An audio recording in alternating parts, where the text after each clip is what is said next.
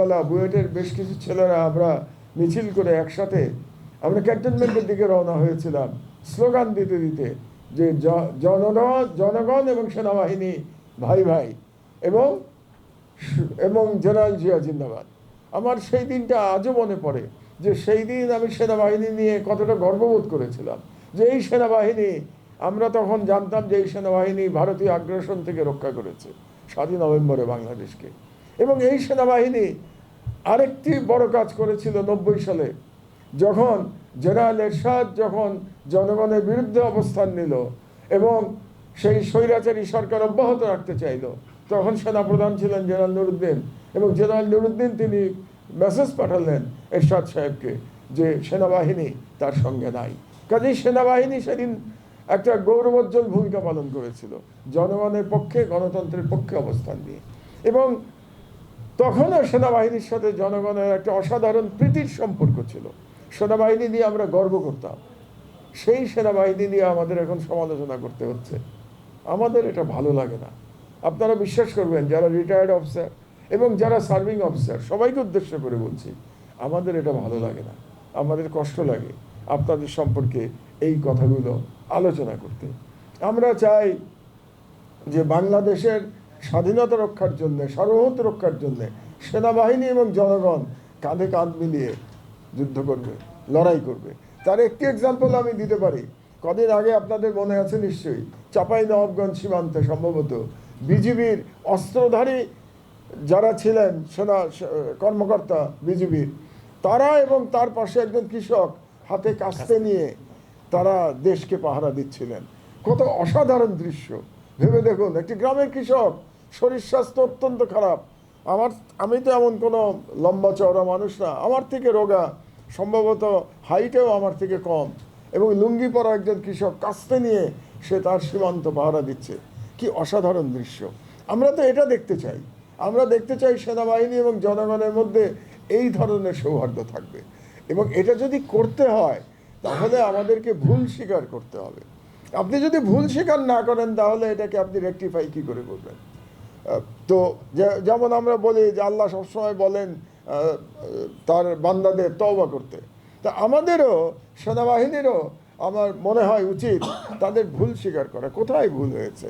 এবং এই যে দূরত্বটা তৈরি হয়েছে জনগণের সাথে সেনাবাহিনী, একেবারে এটা অনভিপ্রেত, এটা থাকতে পারে না। এটা যদি এই দূরত্ব থাকে তাহলে বাংলাদেশের স্বাধীনতা রক্ষা করা কঠিন হয়ে যাবে। এবং এই দূরত্বটা শুরু হয়েছে কিন্তু 1/11 থেকে, এটা আপনাদেরকে মানতে হবে যে 1/11তেই শুরু হয়েছিল জনগণের সাথে সেনাবাহিনীর দূরত্ব। এবং গত সেই 2007 সাল থেকে আজকে 18 বছরে এই দূরত্ব বেড়েছে।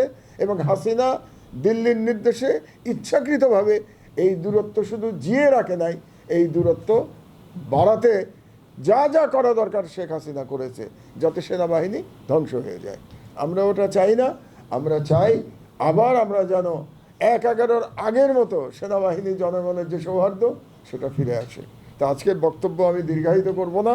আমি হাসিনকে অভিনন্দন জানাই, ধন্যবাদ জানাই যে সে সাহস করে তার আয়নাঘরের গল্প এখানে লিখেছে। কারণ এই গল্প লেখার মাধ্যমে এগুলো দলিল হয়ে থাকবে, এগুলো আর কেউ লুকাতে পারবে না। আয়নাঘরের অস্তিত্বের কথা, আয়নাঘরের অত্যাচার জুলুমের কথা এবং বাংলাদেশের এক শ্রেণীর সেনা কর্মকর্তাদের অপকর্মের কথা লুকিয়ে রাখা যাবে না। কাজেই হাসিন সাহস করে এগিয়ে এসেছে, বই লিখেছে। আমি সবাইকে বলবো এই বইটি পড়বার জন্যে, এবং আমি আশা করব যে এই বইটি পাঠকপ্রিয়তা পাবে এবং হাসিনের কাছ থেকে হয়তো ভবিষ্যতে আমরা আরও ঘটনা জানতে পারবো, যেটা হাসিন বলেছে যে পরবর্তী এডিশনে এটার হয়তো আরও পরিমার্জন হবে। এবং আমি আশা করব যে হাসিনের দেখা দেখি অন্য যারা গুমের ভিকটিম, হাজার হাজার গুমের ভিকটিম বাংলাদেশে, সবাই যেন তাদের স্মৃতিকথা লিখে যান। এবং লিখে গেলে পরে আমরা একটা চ্যাপ্টার, বাংলাদেশের একটা অন্ধকার সময়, 15 বছরের 16 বছরের একটা অন্ধকার সময় সম্পর্কে আমরা জানতে পারবো। তো আমি আবার আহ্বান জানাই, বৃহত্তর ঐক্যের আহ্বান জানাই, সেনাবাহিনীর সাথে জনগণের বৃহত্তর ঐক্যের আহ্বান জানাই, যাতে করে আমরা আমাদের সার্বভৌমত্ব রক্ষা করতে পারি। মহান জুলাই বিপ্লব হয়েছে, কিন্তু আপনাদের মনে রাখতে হবে যে ফ্যাসিবাদের যিনি নেত্রী ছিলেন তিনি পালিয়ে গেছেন তার প্রভুর দেশে, কিন্তু ফ্যাসিবাদের এজেন্টরা এখনও কিন্তু তারা কাজ করে যাচ্ছে। প্রতিদিন আমরা দেখতে পাচ্ছি তারা একটা দেশে অরাজকতা সৃষ্টির চেষ্টা করছে এবং ফ্যাসিবাদের প্রত্যাবর্তনের চেষ্টা করছে। কাজেই ঐক্যবদ্ধভাবে আমাদের এই ষড়যন্ত্র রুখে দিতে হবে। আবারও কর্নেল হাসিন এবং তার পরিবারের প্রতি ধন্যবাদ জানাই, আল্লাহর কাছে প্রার্থনা করি যেন অন্তত এখন হাসিন এবং তার পরিবার বাকি জীবন তারা সুখে থাকে, স্বাচ্ছন্দ্যের সাথে থাকে। আপনাদেরকে অসংখ্য ধন্যবাদ। আল্লাহ হাফেজ। বাংলাদেশ জিন্দাবাদ। প্রকৃত অর্থে আমরা এই অনুষ্ঠানের মাধ্যমে জাতিকে আবারও এই আয়নাঘরের অস্তিত্বটাকে প্রকাশ করতে যাচ্ছি।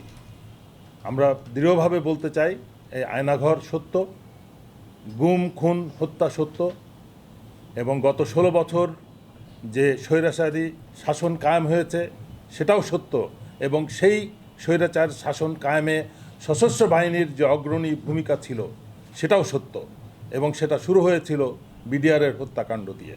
তা আমরা সমস্ত দুর্ঘটনাকে সশস্ত্র বাহিনীর সকল যে সমস্ত সদস্যরা এই সমস্ত গুম খুন অন্যায়ের সাথে জড়িত ছিল তাদের বিষয়গুলো আমরা জাতির সামনে তুলে ধরছি এই কারণে যে এদেরকে সশস্ত্র বাহিনী থেকে বের না করা পর্যন্ত সশস্ত্র বাহিনীর সুনাম ফেরত আনা সম্ভব না।